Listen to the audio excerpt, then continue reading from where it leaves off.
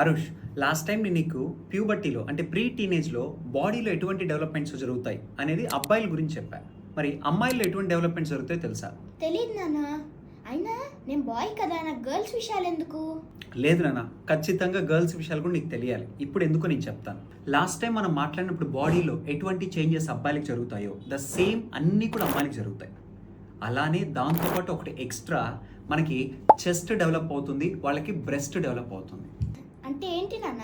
నాన్న, నువ్వు అమ్మకు పుట్టావా నాకు పుట్టావా? అమ్మకి నాన్న. కదా, మరి నువ్వు మిల్క్ ఎవరి దగ్గర తాగావు? నా దగ్గర తాగావా, అమ్మ దగ్గర తాగావా? అమ్మ దగ్గర.